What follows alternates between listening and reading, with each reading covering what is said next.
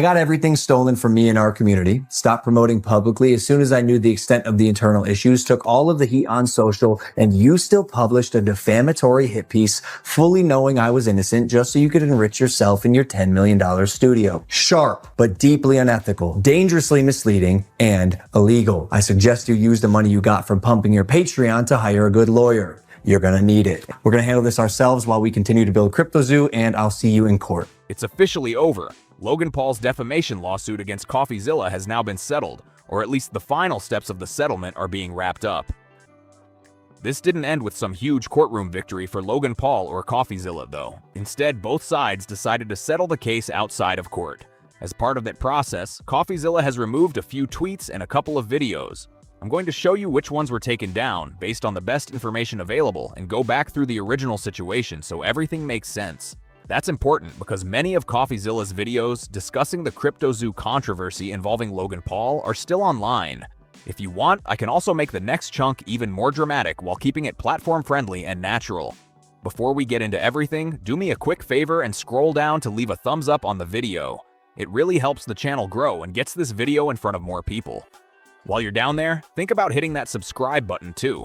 You'll probably see my videos pop up anyway, but subscribing makes a huge difference for the channel. No matter what you decide, thanks so much for watching and being here.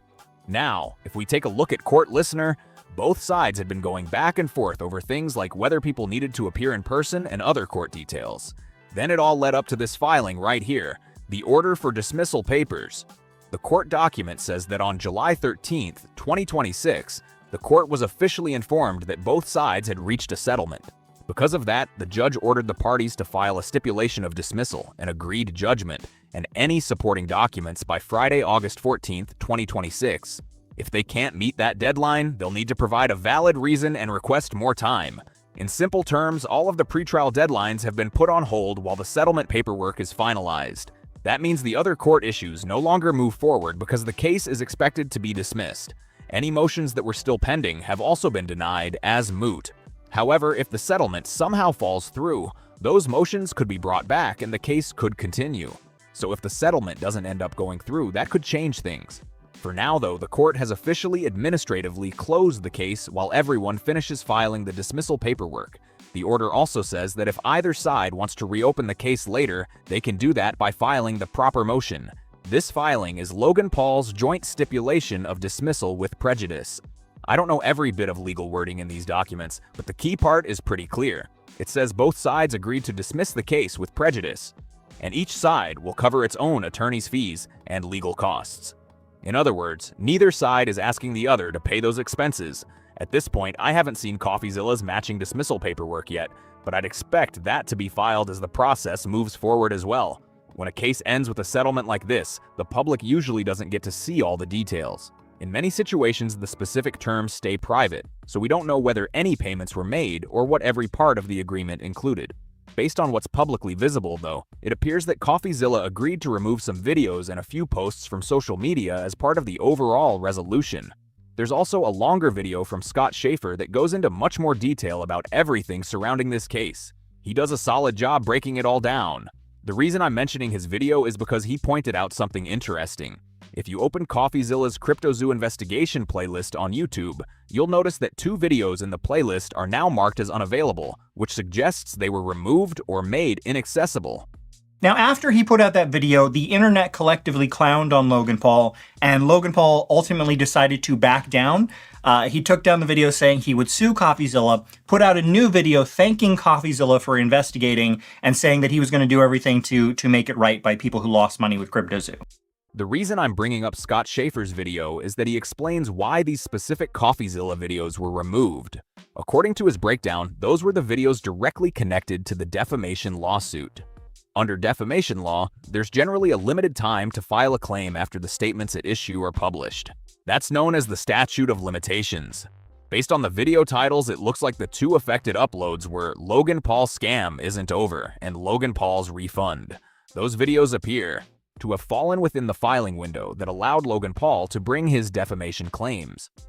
That's why these particular uploads seem to have been part of the legal dispute, while many of CoffeeZilla's other videos covering the CryptoZoo controversy are still available online. Along with those two videos, a few social media posts were also removed. One example said, "Logan Paul really is the type of dude to thank you when you expose his scam, then block you when you remind him to pay up." That's one of the few posts I was actually able to verify had been deleted after searching for it. Other users on CoffeeZilla's Reddit community also noticed that this specific post was no longer available. Scott Schaefer also gives helpful context for when these posts and videos were originally published. According to his timeline, they came out during the period after Logan Paul said he planned to sue CoffeeZilla, told him to lawyer up, and said he would see him in court. That timing appears to explain why those particular posts and videos became a focus of the legal dispute. After that, Logan Paul faced a lot of criticism over his response video. Not long afterward, he changed course, apologized, and publicly thanked CoffeeZilla. That's what the earlier post was referring to, when it quoted him saying something along the lines of, "Thank you so much for holding me accountable." Looking back, some people have wondered whether that sequence of events may have encouraged more public comments before the defamation lawsuit was eventually filed. That's one interpretation that has been discussed, although it hasn't been established as fact. Like many others, I originally thought Logan Paul might have wanted to bring a defamation case over CoffeeZilla's original 3-part CryptoZoo series. However, many observers believe too much time had already passed for those earlier videos to fall within the applicable filing deadline. It's a reminder of how many people viewed Logan Paul's response at the time. He first said he wasn't going to sue, later apologized, and then the lawsuit was eventually filed anyway, which led to even more debate around the whole situation. When you put everything together, though, this settlement doesn't automatically prove very much because that's how settlements usually work. They often end a legal dispute without a judge or jury deciding who would have won. CoffeeZilla removing those videos doesn't, by itself, mean the statements were proven false, and it also doesn't mean they were proven true.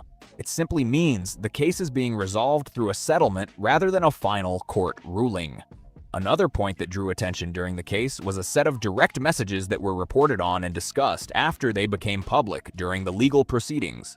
According to reports about those messages, Logan Paul allegedly wrote, "That's the idea, need to shut it down," after the topic of placing financial pressure on CoffeeZilla was raised. Another message attributed to a friend said, "Public humiliation is always more effective." And Logan Paul was reported as replying, "I totally agree." Those reported messages became part of the public discussion surrounding the lawsuit, although the settlement itself does not determine the legal merits of either side's claims. This is probably the biggest takeaway. According to messages that were publicly reported during the case, Logan Paul indicated that one of his goals with the lawsuit was to make the legal process difficult for CoffeeZilla. Whether or not that influenced the outcome, the case is now being settled instead of going all the way through a lengthy court battle. CoffeeZilla is not a criminal. I called him, I apologized. My initial response to his series was that of fire, an ego flare, whatever it is, pride. I'm a fighter at heart, and I was defensive because I know I never scammed anyone with this project. I never made any money, never sold any tokens, and I only had the best intentions going in. But the fact is that suing CoffeeZilla is not going to help CryptoZoo holders, so I do need to focus my attention where it should be, which is on fans and supporters of me. You guys mean the world to me, so I'd like to announce my 3-step plan moving forward. I appreciate your guys' patience while we do our internal investigation, and I promise to be transparent and disclose any information we find out in the process. And lastly, thank you, CoffeeZilla. You have catalyzed this, and I am very grateful for your work and your investigation. And I mean that. Thank you, bro. A settlement like this can simply mean both sides decided it wasn't worth continuing through months or even years of expensive legal proceedings. Rather than keep fighting in court, they agreed to resolve the dispute and move on. In situations like this, legal costs can become a major burden, especially in a long-running case. It is unfortunate that CoffeeZilla removed some of the additional videos connected to the lawsuit. At the same time, his original 3-part CryptoZoo investigation, which brought widespread attention to the controversy, is still available to watch. For many people following the story, that's one of the biggest things to come out of the settlement. At the same time, this outcome also feels pretty realistic. CoffeeZilla has been very successful, but when you compare the financial resources involved, a long court fight against someone like Logan Paul could become incredibly expensive. Even if you believe you have a strong case, the cost of continuing litigation can play a huge role in whether you decide to keep fighting or settle. I was curious whether some of the messages that became public earlier in the case might have had an impact. Some people believed those messages could have influenced how the case was viewed. That said, I'm not a lawyer, so I honestly don't know whether they would have made any legal difference or even been relevant to the final outcome. If there are any attorneys watching this, I'd genuinely be interested to hear your perspective on how those kinds of messages can affect a case. It's definitely a little disappointing that we won't get to see how everything would have played out if the lawsuit had gone all the way to trial. Based on everything that was publicly available, I thought CoffeeZilla had built a strong position, but a settlement doesn't tell us who would have ultimately won in court. It just means both sides agreed to end the dispute before reaching that stage. I'm also hoping CoffeeZilla eventually shares his thoughts on how everything wrapped up, assuming the settlement allows him to do so. For now, I'm waiting to see whether any additional filings appear on Court Listener. I'm not even sure whether those documents would include details about what either side can or can't say after the settlement, so we'll just have to wait and see what, if anything, becomes public. Scott Schaefer has brought this up several times, and he also seemed to think this case was always likely to end in a settlement. In his view, that's simply how many lawsuits play out, especially when both sides are weighing the time, cost, and uncertainty of going all the way through a trial. Looking back, he felt the signs were there from the beginning, and that prediction ended up making a lot of sense. If there's one takeaway from all of this, it's that long legal battles can become incredibly expensive and difficult to sustain. In many cases, the financial and time commitments alone can pressure people into settling before a court ever reaches a final decision. That reality is a major reason so many disputes are resolved outside the courtroom. One thing that's worth remembering is that a settlement isn't the same as a final verdict. Since this case won't be decided in court, there won't be a judge or jury ruling on the underlying defamation claims. That means people on both sides will probably keep their opinions, because the legal process won't provide a definitive answer on who would have won if the case had gone all the way to trial. For now, all eyes are on whether any additional court filings become public and whether either side decides to comment after everything is officially finalized. Until then, most of the discussion will be based on the documents that have already been filed and the public statements that have already been made. If anything new comes out, it could add more context, but for now, this appears to be the closing chapter of a lawsuit that grabbed a lot of attention. With that, this chapter of the Logan Paul and CoffeeZilla lawsuit appears to be coming to a close. Unless new court filings or public statements reveal something unexpected, this is likely the last major update on the case. As always, it's important to remember that a settlement ends the legal dispute without a final court ruling on the underlying claims, so there are still questions that won't be answered through the legal system. I'd love to hear what you think about how everything played out.